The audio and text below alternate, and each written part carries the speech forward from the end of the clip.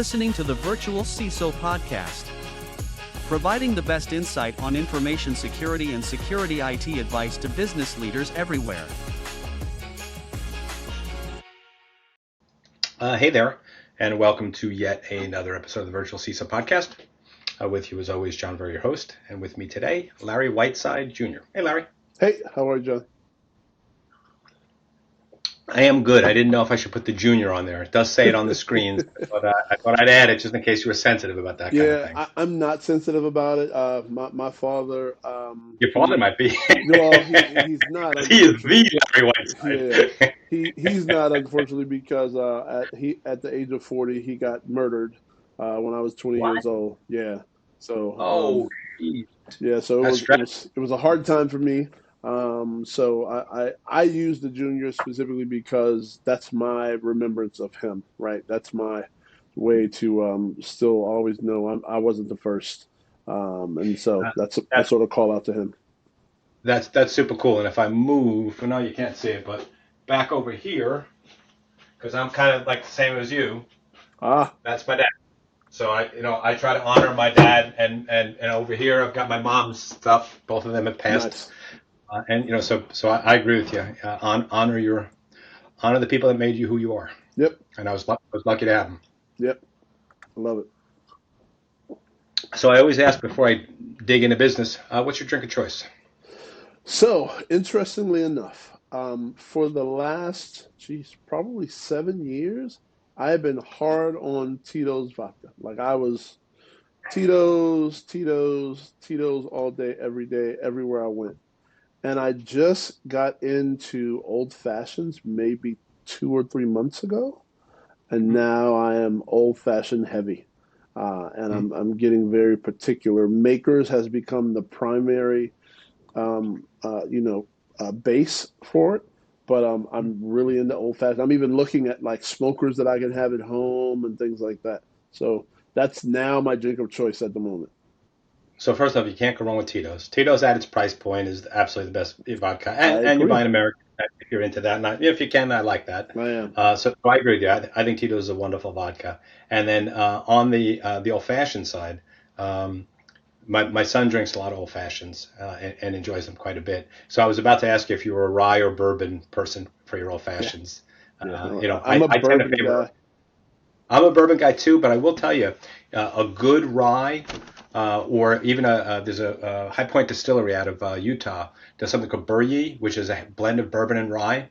That's kind of fun to have in there because you kind of get the depth and bite and burn of the bourbon, but you get a little bit of that spiciness that you get with the rye, which is kind of fun too. So anyway, if you haven't done it, try a couple different ryes with it.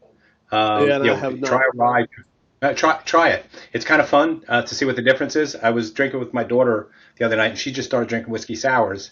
And we actually ordered whiskey sours differently to see how they would taste, right, with a bourbon and a rye. Interesting. Well, it's interesting, right? I did not realize how complex the space was of brown liquors. And just being very, very open and honest here. Growing up, coming from an underserved community, brown liquor to me was Crown Royal, right? Growing up, or Cavassier or Hennessy. That was pretty much the extent of my brown liquor experience. And so I stopped drinking that probably a few years after college just because I would wake up with headaches because of my overconsumption of it, right? But all of those tend to be a little bit higher in sugar, and sugar is part of the reason you feel like crap the next day, which is one of the reasons Tito's is a great drink, or a straight gin or something of that nature. You're less likely to feel crappy. Yep. And that's what I found with Tito's. I would drink Tito's with lime and some soda water, and I was like, "Oh, this is amazing! I can drink this all day and be great."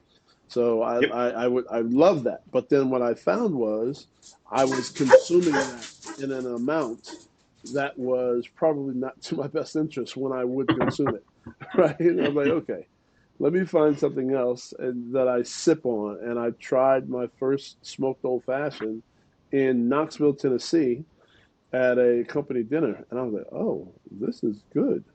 Okay, this might work," and I've been doing it since. Yeah. Well, welcome to the world of bourbon. It's an awesome world, and you'll be amazed that your discovery journey will take a long, long time. I've been doing it a while, and still haven't gotten through it. Nearly gotten through everything I'd like to get through. Wow. So let's get to business. Let's get to Yeah. business. Uh, you're an interesting individual, and I was excited to have you on the show. Because both as the CISO of RegScale, and as well as the president of Cybersecurity, you're an exceptionally highly visible proponent of diversity. You put a lot of time and energy into diversity. Why do you think it's so important? Yeah, so for me, I think it's important because diversity brings diversity of thought, right? So I shared a little bit about my background, right, of coming up in an underserved community.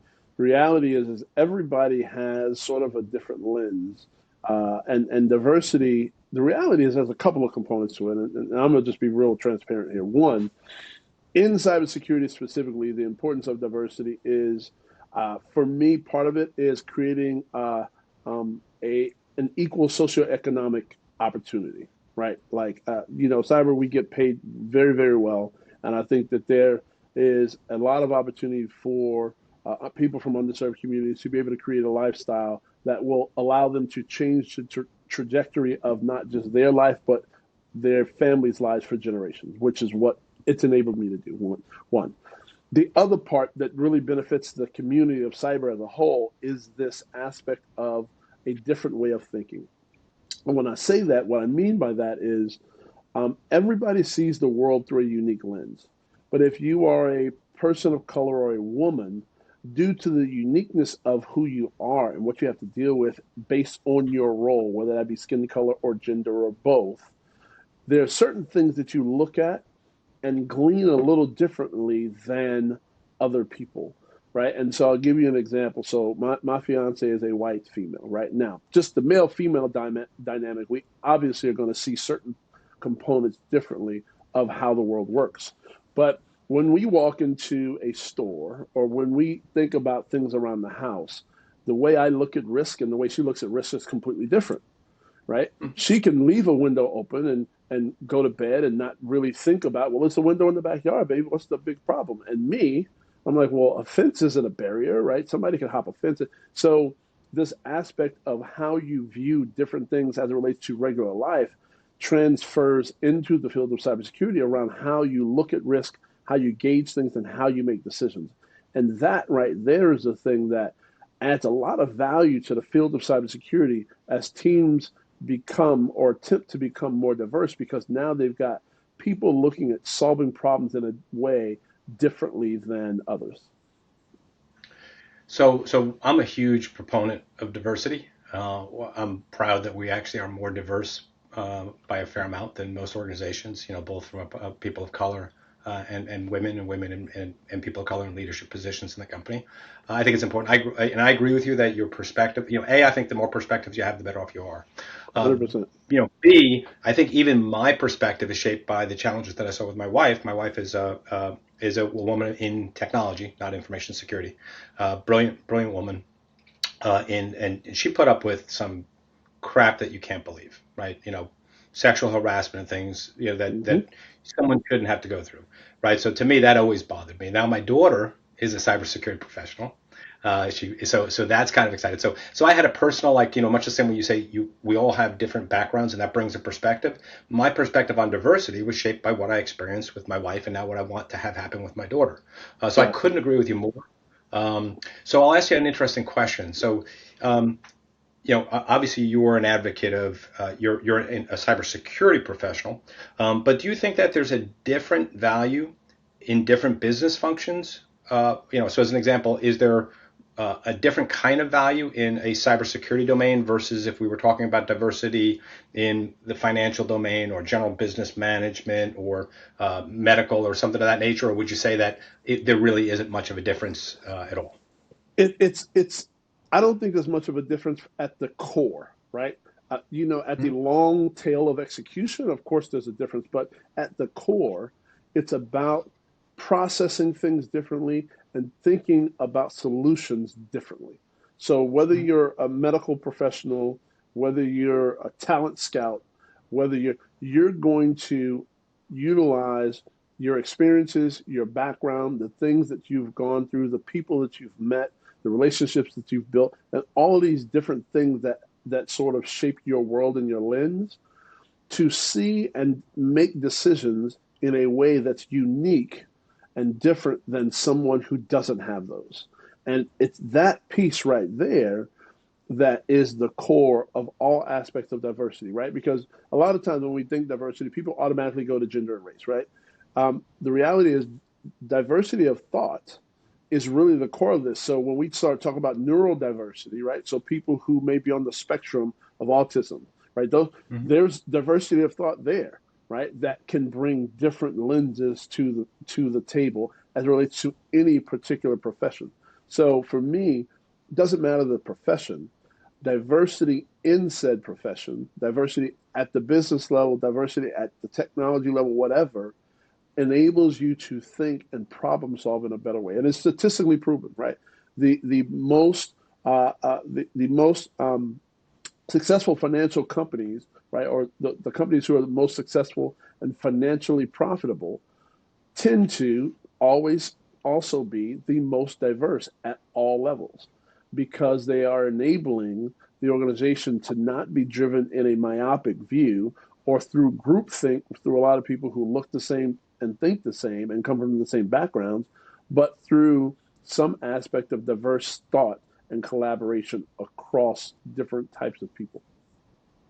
Yeah. So in prep for the podcast, I like to do a little bit of research so I can say something and sound moderately smart, which is hard for me to do if you've met me. So I saw like some statistics supporting what you said. So diverse management teams boost revenue by 19%, while 43% of companies that have diverse management exhibited higher profits, which is really cool. Now, what was interesting to me though was the second part of that study, right? Because it kind of countered that in a weird way, or countered. It helped. It didn't explain why we were that way, right? Because what they said was that I know 78% of people believe diversity and inclusion offers companies a competitive advantage, right?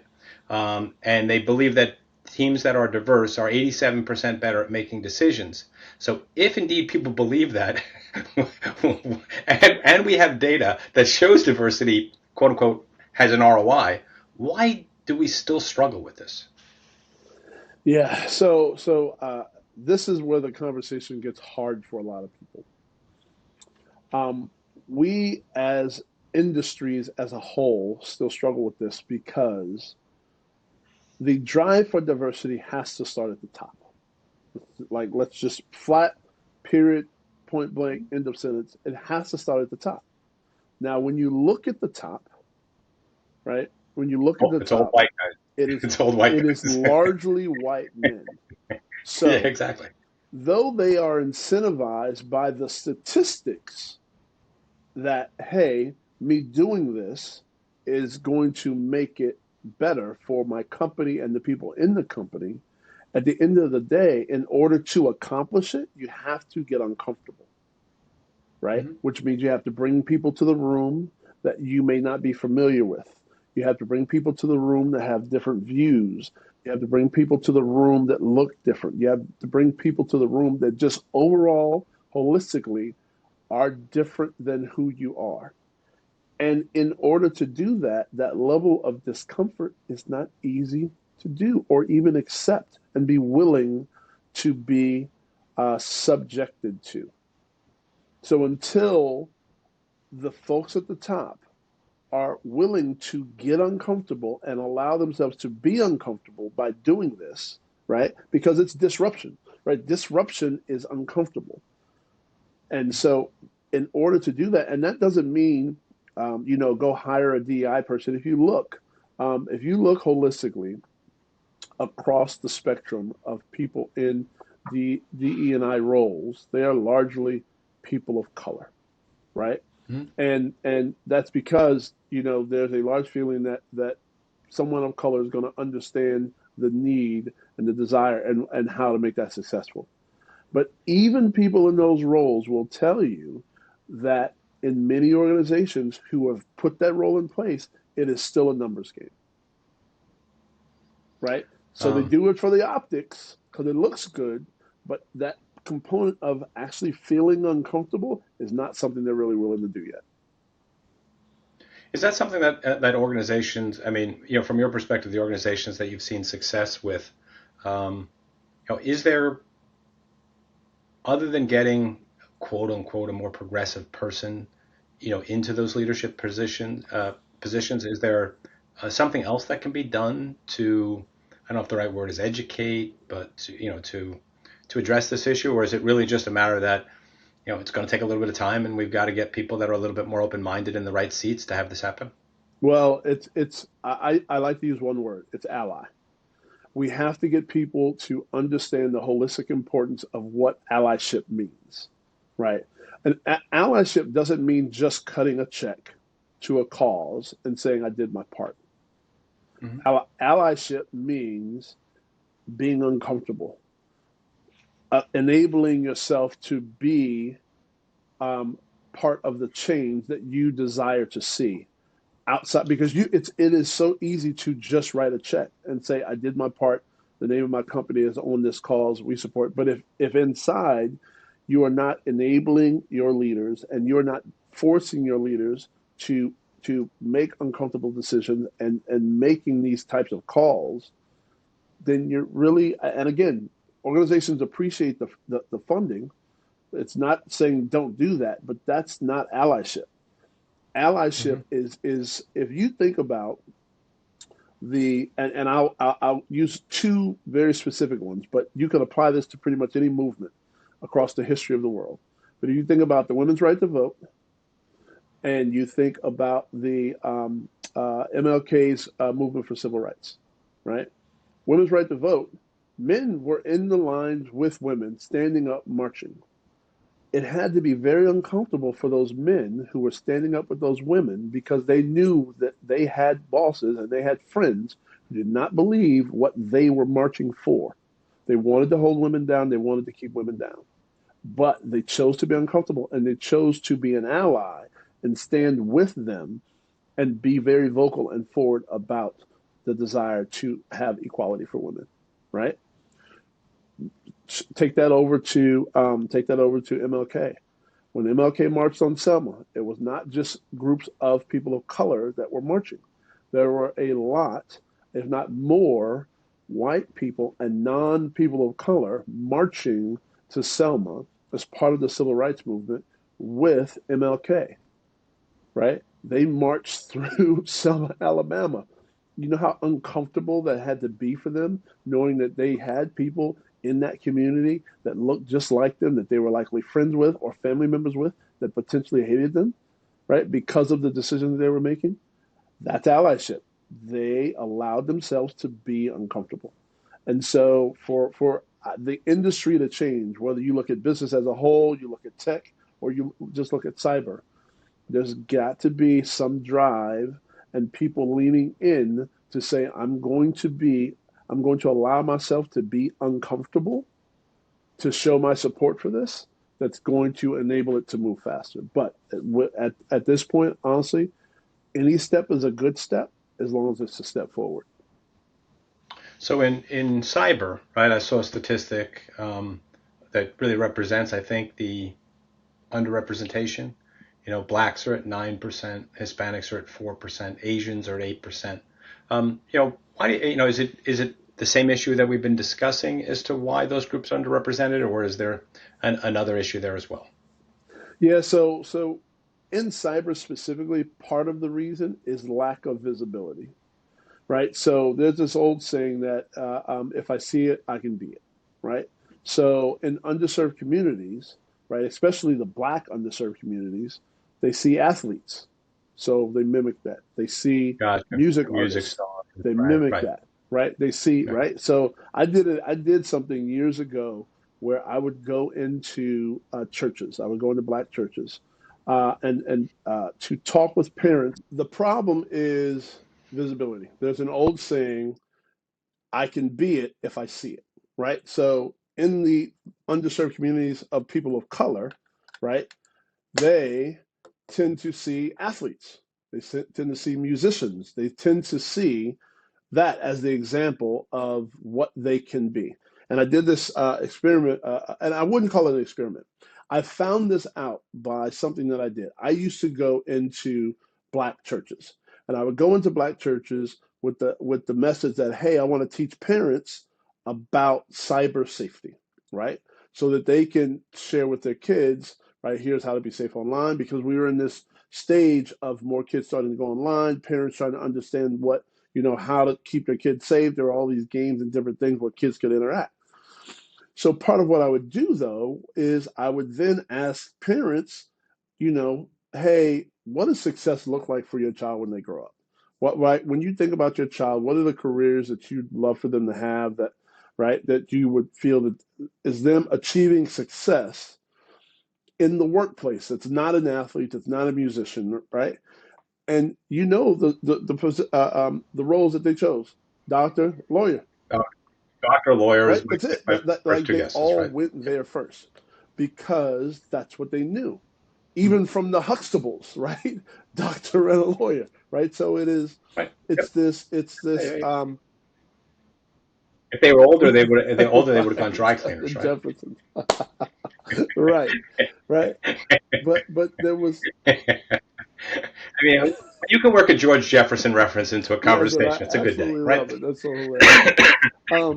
But it's so for these underserved communities, if you don't have a parent that knows about it, or a parent who has a friend that knows about it, or a parent who has a family member that knows about it or is in it, how will you know it even exists?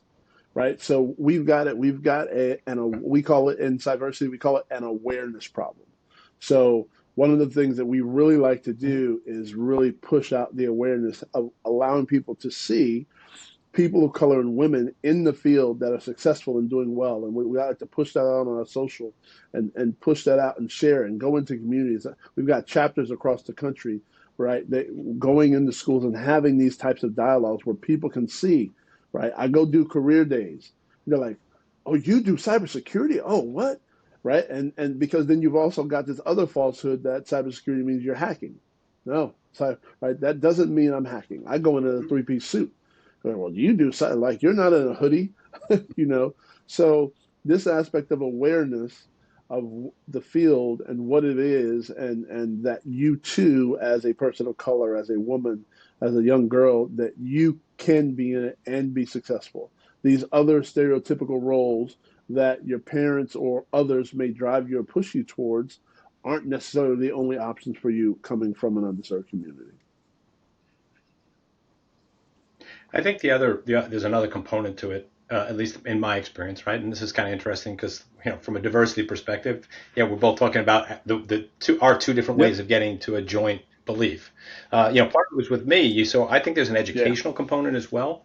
There was one of my daughter's favorite professors. He might have been a dean of some sort as well at the college that she went to. And we met with him when we were considering going there. And he was particularly excited to and really sold us because he was talking about how they were trying to get women up to 20%, right? That was Right. the goal. So I don't know where they were. They must have been at 10 or 15% or something of that nature. So I think that's a good example, right? Women are 50% roughly of the population. Only Yeah. 20% of them are going into engineering, right? So what's the disconnect? Or is society, our parents, are they being influenced to go into more So traditionally female fields? Medicine, marketing, sales, whatever they might be. And I would assume that you have a similar concept, and maybe it's partially an awareness issue as well in underserved communities, because in addition, they probably don't have enough. There's not the financial capability to go to some of these more yeah, expensive so I universities, can talk perhaps as directly well. to that in a couple of ways. So one, as it relates to women specifically in schools, it has been shown, there are statistics that show that girls are dissuaded from technical, mathematical type education in the seventh grade, right? It literally starts in the sixth and seventh grade where they begin to get swayed away from that type of thing. And I'll give you a real world example. My daughter. My daughter has a cyber degree. Now, this young girl, right? Well, she's an adult now, but I still call her a young girl. Anyways, she'll always be my peanut. I don't care how old she gets. It'll always be your girl. Mine is the same thing. Mine is a cybersecurity consultant with a Big Four, and you know Yeah. what? She's still So, she's still a girl. but My little but girl. when she was in fifth grade, She had a teacher where she would, in math, it's about, okay, they teach you a formula of how to solve a problem. Well, she didn't understand the formula. So, Khan Academy existed. I would work with her on Khan Academy. She'd figure out how to solve it, but she would just use a different formula, but still show her work. And he would tell her she was wrong, right? And he was marking all of her grades wrong. And I was mad. So I went to the school to talk to him. And he was like, no, but I showed this formula. I said, well, are you grading her for solving the problem, or are you grading her for memorization? Like, which one are we doing? And so because of that, and she had that type of experience up through seventh and eighth grade, but I was a constant champion for her. My ex-wife was a constant champion for her, continually affirming to her, "You got this. You understand this." Giving her the tools she needed. Right. By the time she got to sophomore in high school, right, because it was about problem solving. So she figured out how to solve problems in the way that worked for her, but to get to the answer. So she ended up with a cyber degree, despite being told constantly, right, that you're not doing something right, you're not doing this right, because she kept feeling that she just wasn't good at math, right? Yeah, and that pisses me off specifically because engineering and that mindset, and I'm an engineer, my son's an engineer, my daughter's an engineer, my wife's an engineer, right? So engineering is a phenomenal mindset. It's a problem-solving mindset. And to teach people that there's one way to solve a problem is actually infinitely limiting them and Right. teaching them the absolute wrong thing. There is no one answer to, look, there's a one answer to 1 plus 1 Right. equals X, right? But in real world problems that we solve every day, you every day as a CISO, you as the Yeah, president, I think you're the president of Cybersecurity, right?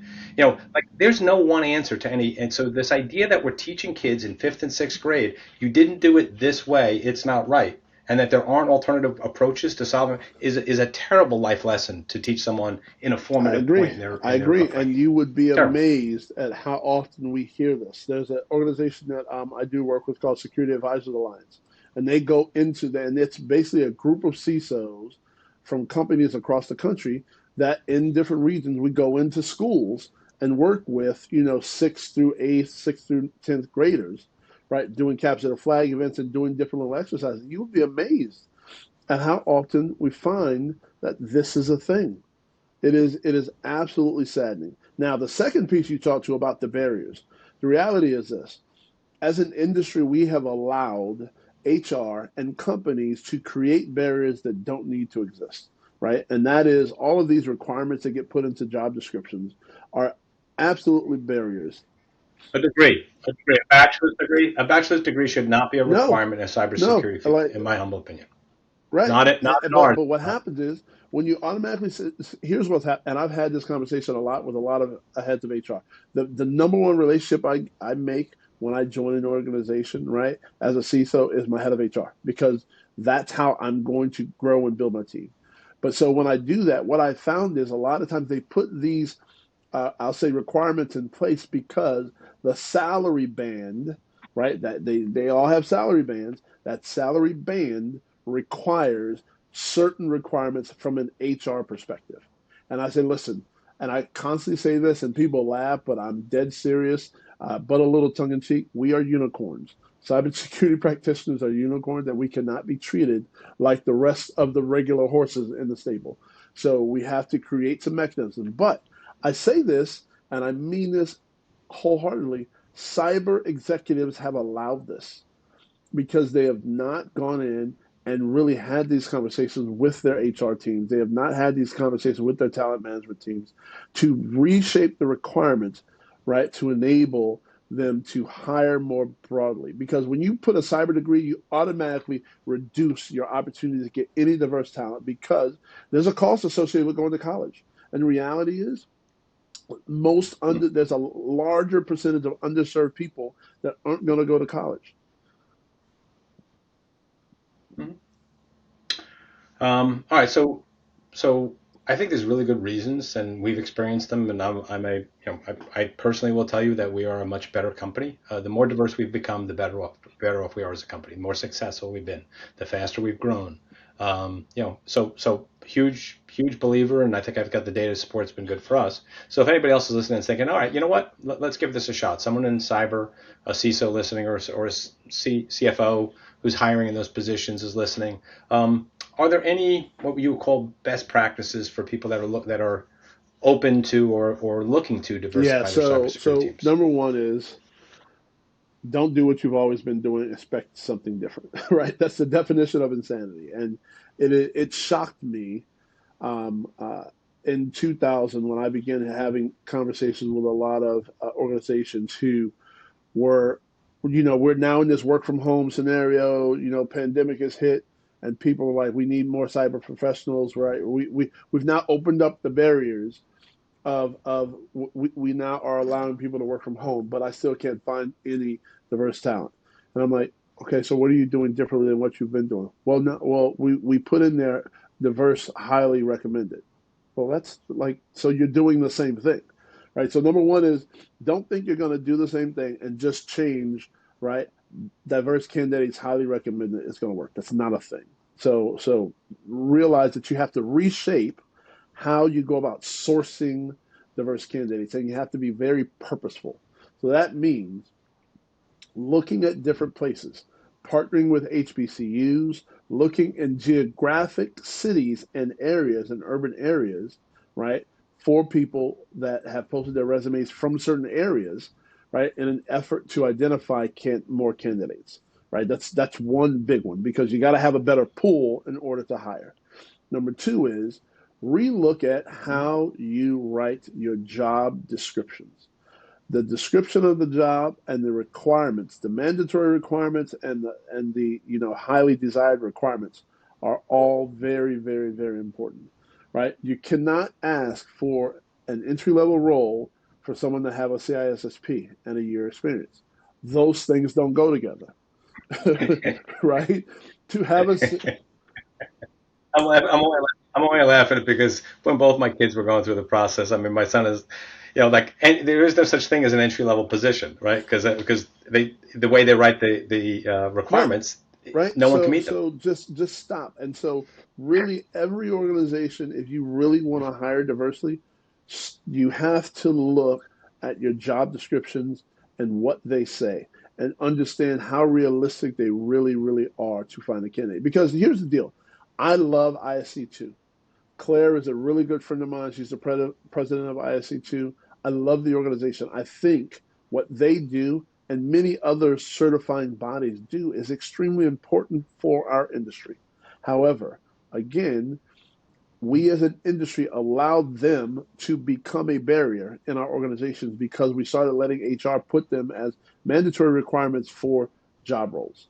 And that's not okay because those things aren't free. The tests aren't free, the training isn't free, right? Like that stuff costs money. So anything that costs money that becomes a barrier to entry automatically begins to discount and exclude underserved people. So look at your job descriptions, figure out what they say, and ensure that they align to the people that you want to attract.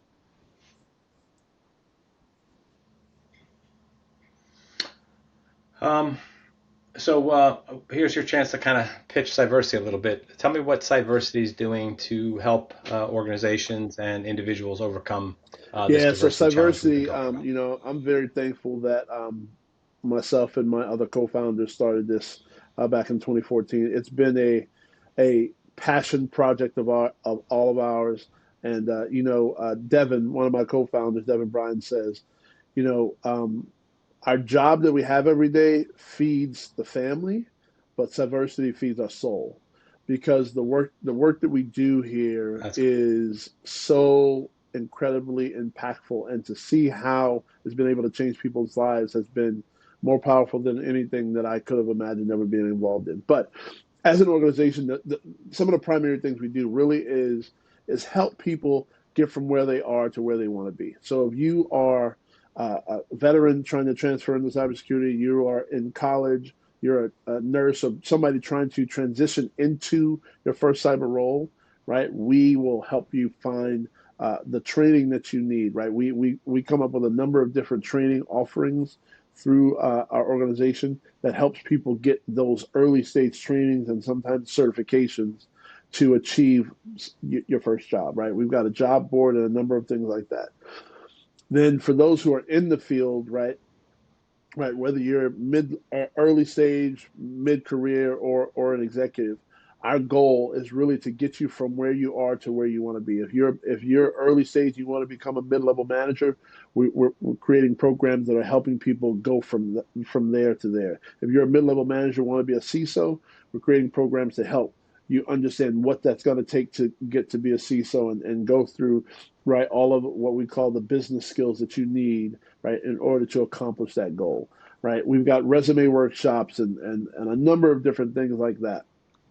But then the biggest thing that I think we do that I think brings value is we have a community. There is nothing more important to me than community and relationships. I tell people all the time, I've taken trainings, I've attended conferences. I've never learned more in any way other than my community. My community, right? Me having a community of people that I can go to, communicate with, share my challenges, my struggles, get feedback on different things, topics related to where I'm at in my career, all of those types of things, because we have a mentoring program as well, I forgot to say. But this aspect of community and being able to have a community of people with a shared mindset who are coming together and sharing all of their life experiences together is honestly the biggest value for me, because it gives us this way to really look out for each other, and gives us this way where everybody in here becomes a resource for everyone else, right? Where in the general world, right, you may live in a neighborhood, and in your neighborhood, you may know something about your neighbors, but you probably don't know your neighbors real deeply. But your neighbors are your community, and you can likely go to them if you need mayonnaise, or you need ketchup, or you need, right? Your neighbors are going to come together to help you. That's what the community of Cybersecurity has done. Is we have a platform where you can go in and communicate and engage and learn from each other. And for me, that's the most powerful learning that there is learning from others who are in the field, experiencing things, and you're sharing your like and different experiences that you can then apply in your different roles.